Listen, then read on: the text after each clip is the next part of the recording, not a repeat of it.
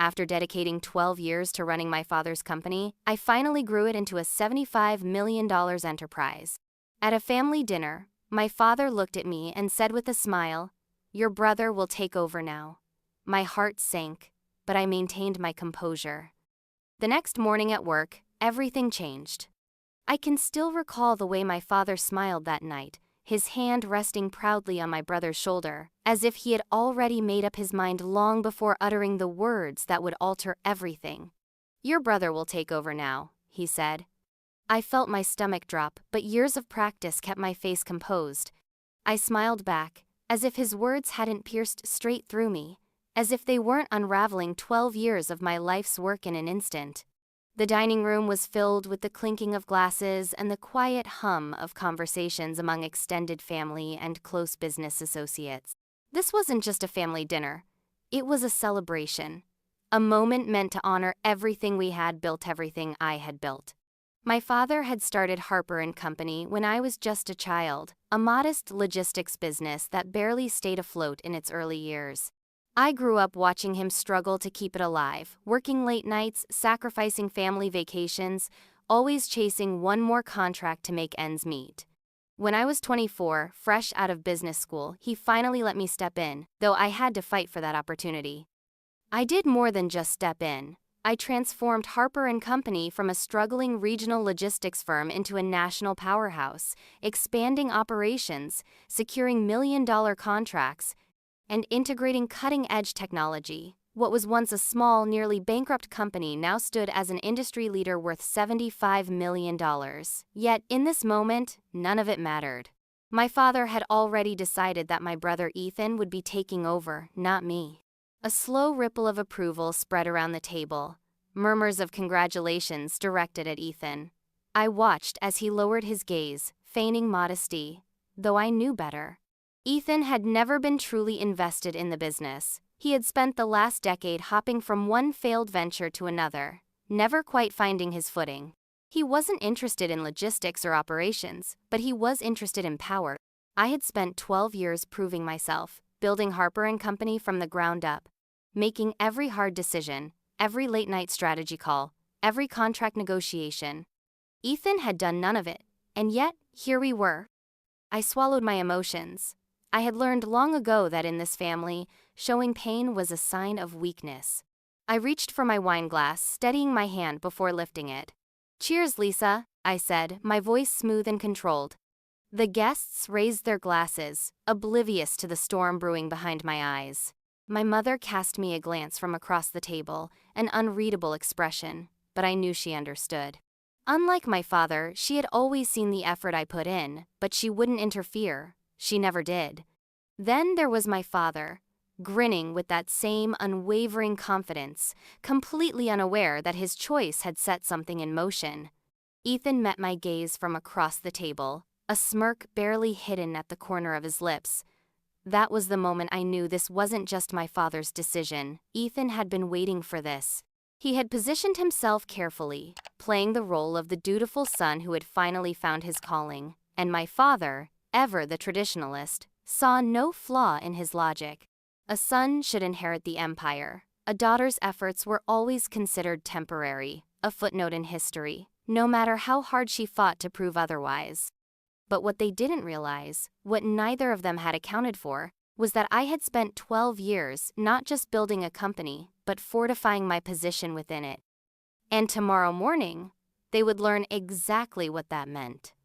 That night, I barely slept. My mind replayed every sacrifice I had made for Harper & Company, the late nights, the missed birthdays, the relationships that crumbled under the weight of my ambition. I had given everything for this company, and now they expected me to simply step aside? No, they had underestimated me. By 3 a.m., I was in my home office, my fingers moving quickly across the keyboard. Every contract, every share, every executive agreement, I knew the inner workings of this company better than anyone. Ethan thought he was walking into an easy transition, that by next week his name would be on the office door, his position secured. What he didn't know was that while my father had been busy with public appearances and my brother had been busy pretending to learn the business, I had been securing something far more valuable: control. At exactly 8:45 a.m., I stepped into Harper & Company headquarters, just like I had for the past 12 years. The same walls, the same polished floors, the same hum of efficiency as employees settled into their routines. But today was different. Today, I wasn't walking into my office. I was walking into a battlefield. The reception area was unusually quiet, the kind of quiet that precedes a storm. They knew. The whispers had already started. The news of my father's announcement at dinner had spread like wildfire. Employees glanced at me with hesitant expressions, avoiding direct eye contact, unsure of where their loyalty should lie.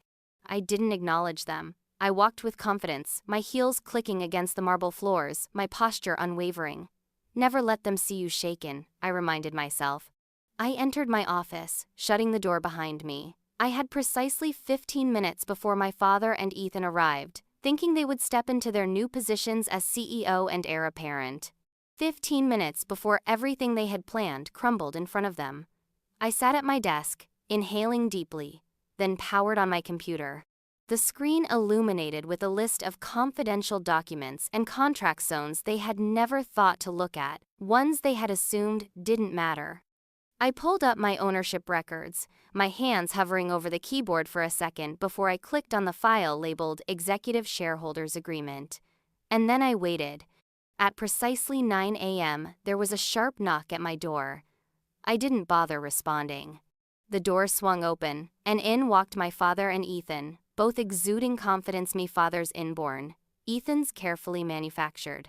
My father strode in like a king surveying his kingdom, while Ethan, dressed in an expensive navy suit, gave me a smug, triumphant grin. It took everything in me not to laugh. "Lisa," my father said in his usual authoritative voice, as if he were doing me a favor by acknowledging me. "I assume you're aware of the transition happening today." "Transition?" I echoed, feigning confusion. "Dad, I think you're mistaken about something."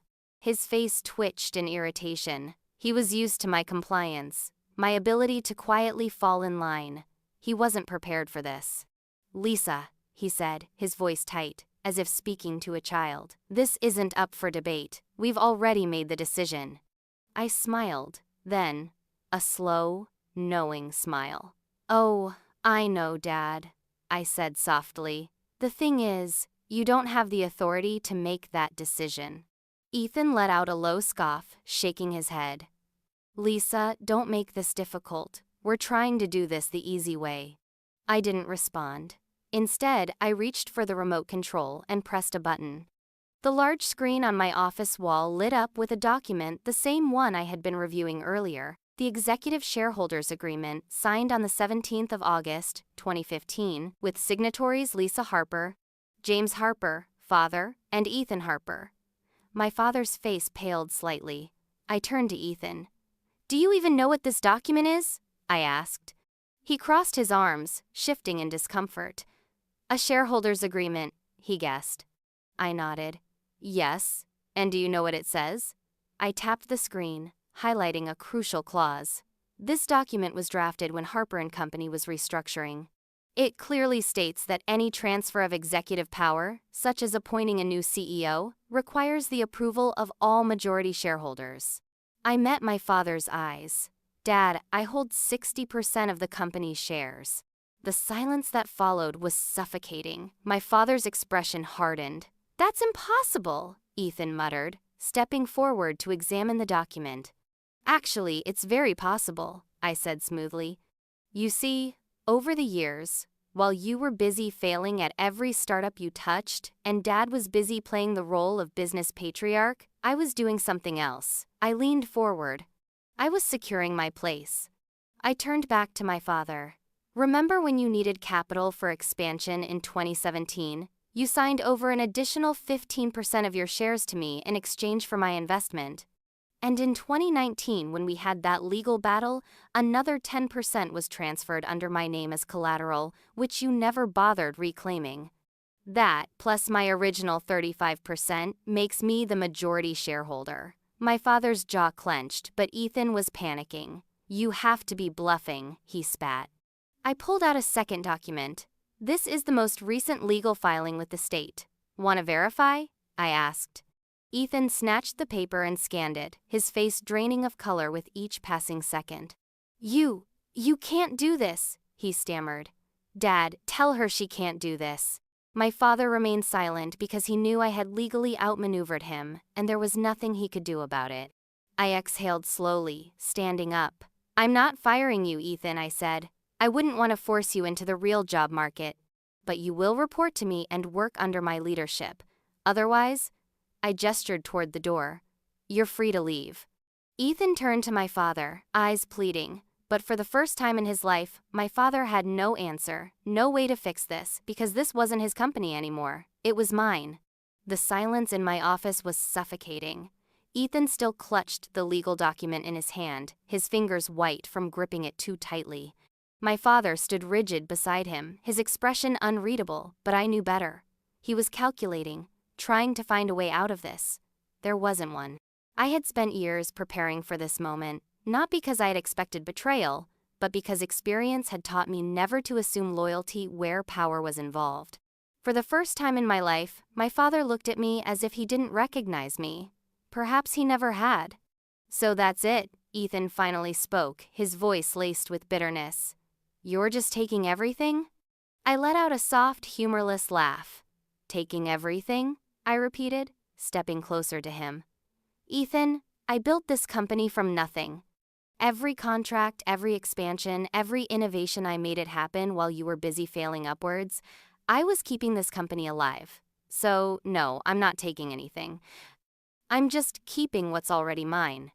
Ethan's face twisted in anger, but he had no rebuttal. He knew I was right, and worse, so did my father. He had spent years believing that bloodline mattered more than ability, that his son would inherit what was rightfully mine. He had underestimated me, and now he was paying for that mistake. My father finally broke the silence. You're making a mistake, Lisa, he said, his voice calm and measured, but I could hear the strain underneath. A family should stick together. Do you really want to burn this bridge? I met his gaze head on.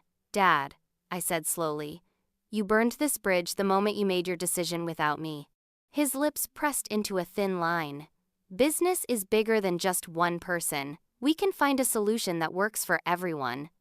I tilted my head slightly, feigning consideration. Oh, I agree. That's why I'm offering you both a choice. I turned to Ethan first. You can stay in the company, I said, keeping my voice smooth and professional.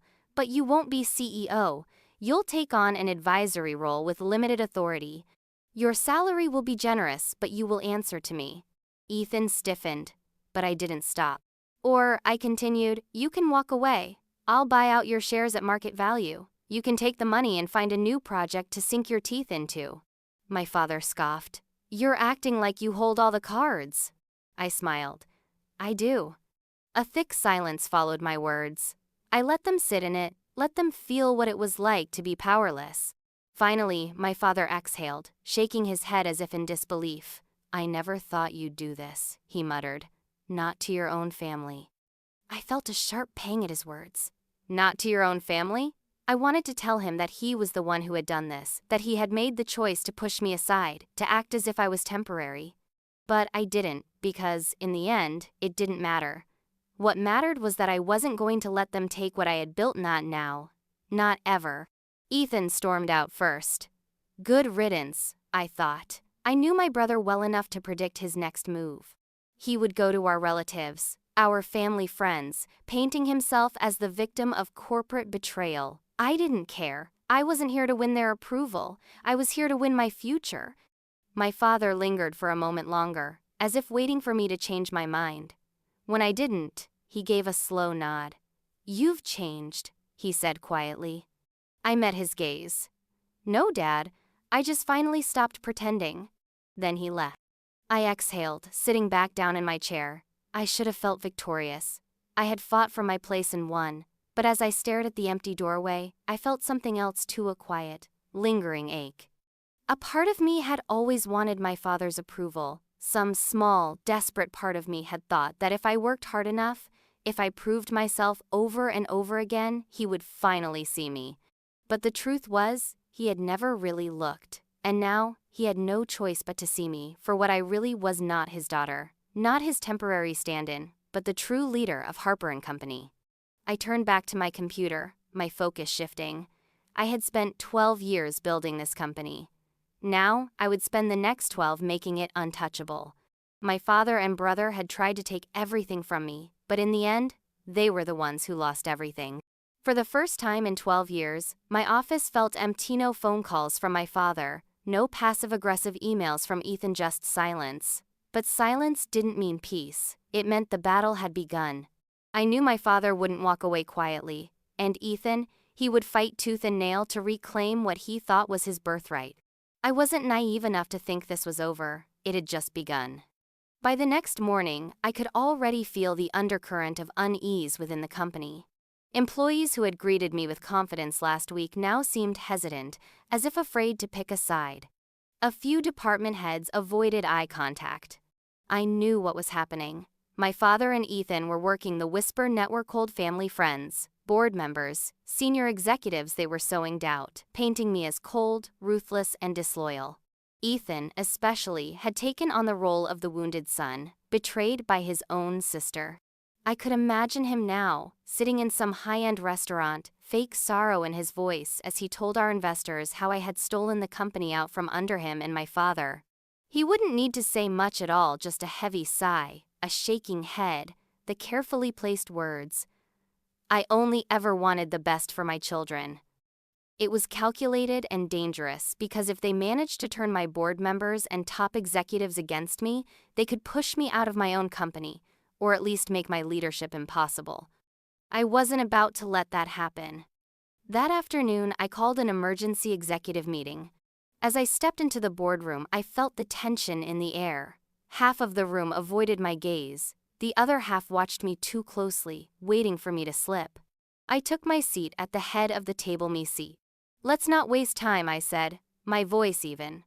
I know there have been conversations behind closed doors, over drinks, in hushed voices. I let my eyes scan the room, pausing on each person for just long enough to make them shift uncomfortably. I also know that some of you are wondering if my leadership is sustainable. A few people tensed, no one spoke. I tapped my fingers against the polished wood table. Let's clear that up now. I pulled up a presentation on the screen behind my numbers, data, facts. I built this company from a struggling regional business to a $75 million industry leader. Over the last 5 years, under my leadership, we've seen a 300% increase in revenue and expanded into 6 new markets. I turned to the CFO, Paul. Do we have a single financial indicator suggesting this company is in trouble under my leadership? Paul hesitated, then shook his head. No, in fact, projections show another 20% growth in the next quarter. I nodded. So, let's be honest about what's happening here. I leaned forward. My father and brother aren't upset because the company is struggling. They aren't upset because I'm failing as a leader. They're upset because they expected me to step aside and let Ethan take over, regardless of qualifications, regardless of results. The room was silent. Then I dropped the real bomb. I also know that some of you have been contacted in the last 24 hours, offered incentives to push for my resignation. I tilted my head slightly. If anyone here would like to disclose those conversations now, this is your chance. A few people shifted uncomfortably. Then, after a long pause, one of the senior executives cleared his throat. I received a call, he admitted, from your father. He said he was considering making an official appeal to the board. I nodded, unsurprised. And did he offer anything in return for your support? A pause, then a slow nod. There it is, I exhaled, standing up. My father built this company. I won't discredit that, but I took it further than he ever could have, and I will not allow him to manipulate it from the outside. I let my voice drop slight, controlled, dangerous. If he wants a fight, he'll get one. I gathered my papers, looking at each executive in the eye. If anyone here believes my father and brother deserve control, now is the time to make your move. Silence.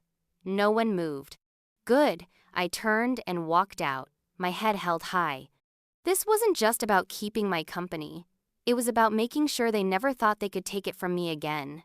That night, I made my own call, not to a board member, not to an investor, but to the media. By morning, the business section of every major news outlet had the same headline: Power shift at Harper & Company. Lisa Harper outmaneuvers family in boardroom battle. I had made my move. Now, it was their turn, and I was waiting.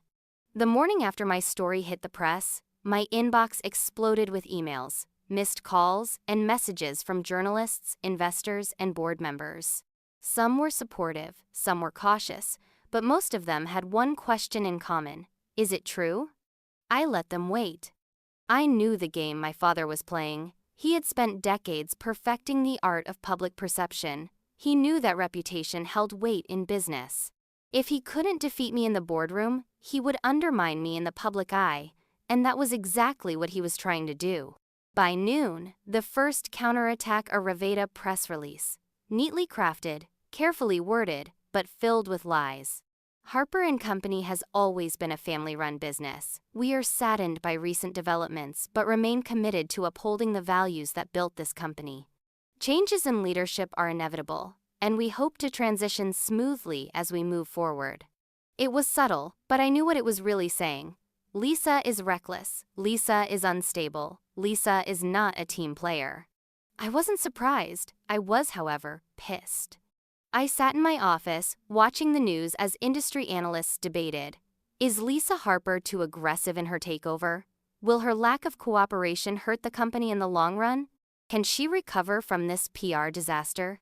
They talked as if I wasn't watching, as if I wasn't already planning my next move. Because if my father and Ethan wanted a public war, I was going to give them one. I didn't release a statement. I didn't call a press conference. Instead, I made one phone call to an old friend in investigative journalism. I have something for you, I said, but you'll need to move fast. An hour later, I sent over documents, emails, financial reports, internal records evidence that Harper & Company, under my father's leadership, had engaged in questionable business practices over the year zones I had spent the last decade quietly cleaning up. The story broke within 24 hours. Behind the scenes at Harper & Company, a legacy of hidden debts and financial cover-ups. The article was brutal. It praised my leadership for fixing the company's financial health. It criticized my father's mismanagement from the past, and most importantly, it proved that I was the only reason Harper & Company had survived. And just like that, the narrative changed. The board stopped doubting me, the investors stopped hesitating, and my father, he had nowhere to hide. 2 days later, my father finally called me. I let the phone ring 3 times before answering. "Lisa," he said, his voice tight. "We need to talk," he said. I leaned back in my chair. "Do we?" I asked. Silent. Then, finally, a sigh. "You didn't have to do that," he said. I let out a small laugh. "Neither did you. This company was supposed to be a legacy," he said, "for the family, for both of you." I felt a familiar pang. A tiny, foolish part of me had once wanted that too. But not anymore. "Dad," I said quietly, "if you wanted me to protect the legacy, you should have trusted me with it. Instead, you tried to take it from me." Another long silence. Then he asked, almost reluctantly, "What happens now?" I exhaled slowly. Now, I made sure they could never touch my company again. The war was over. My father had lost, Ethan had disappeared, and 2 had won. But as I sat in my office, staring out over the city skyline, I felt no satisfaction, no triumph, just emptiness. I had spent 12 years fighting for Harper & Company, building it, protecting it, making it stronger than ever before. And yet, the cost of that victory weighed heavier than I had expected. Because while I had secured my position, I had lost something else along the way, me family. The next day, I walked into the office as if nothing had changed, but everyone knew the truth. The whispers had stopped, the doubt had faded. I was no longer just Lisa Harper, the CEO. I was Lisa Harper, the woman who had outmaneuvered her father and brother and come out on top. Some respected me for it, some feared me for it, and some still waited for me to fall. I let them wait. At noon, my father and I met in the conference room for what would be our final discussion. He looked tired, older, as if the weight of what had happened had finally settled on his shoulders. I waited for him to speak first. When he finally did, his voice was quieter than I had ever heard it. I'm retiring, he said simply, effective immediately. I didn't react. I had expected this. I'll sell my remaining shares, he continued. I'll keep a small percentage as an investor, but I won't be involved anymore. I studied him carefully. And Ethan? I asked. His jaw tightened. He's gone, my father admitted, took the buyout, he won't be back. A part of me had known it would end this way. Ethan had never been strong enough to fight his own battles.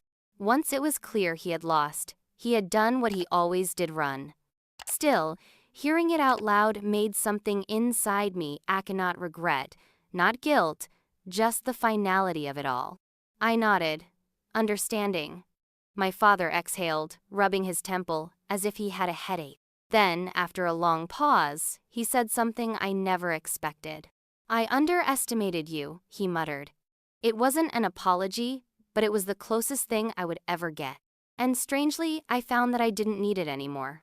A month later, Harper & Company looked nothing like it had before. The old board members who had aligned themselves with my father and Ethan were gone.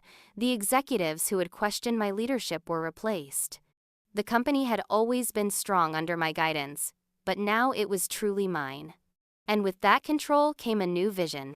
I introduced initiatives my father had always rejected, modernized systems he had called unnecessary, expanded into industries he had been too cautious to explore. Within 6 months, profits soared. Within a year, we had crossed the $100 million mark. And for the first time in my life, I wasn't just fighting to prove myself. I was fighting to build something that no one could ever take from me again. A year after everything had happened, I met my father for dinner. It was the first time we had spoken since his retirement. He looked different, quieter. He wasn't angry anymore, just accepting. I read about the latest deal you closed, he said over his drink. It was a smart move, I smirked slightly. A ghost of a smile touched his lips. There was no tension between us anymore. No war left to fight. Only the simple, undeniable truth. He had tried to push me aside, and I had proved him wrong. He lifted his glass to Harper & Company. This time, he said, when I clink my glass against yours, I don't feel anger or resentment. Only peace. Because I had already won, and I no longer needed his approval to know it. As I sit in my office today, overlooking the city that I built my empire in, I think about the lessons this journey has taught me. That family can be your biggest enemy, that loyalty is a currency, not a guarantee, that power is never given, it's taken. But most importantly, that sometimes the best way to prove your worth is to stop seeking validation and build something so strong that they can never ignore you again. I have no regret. Harper & Company is mine now, and I intend to make sure no one ever forgets it.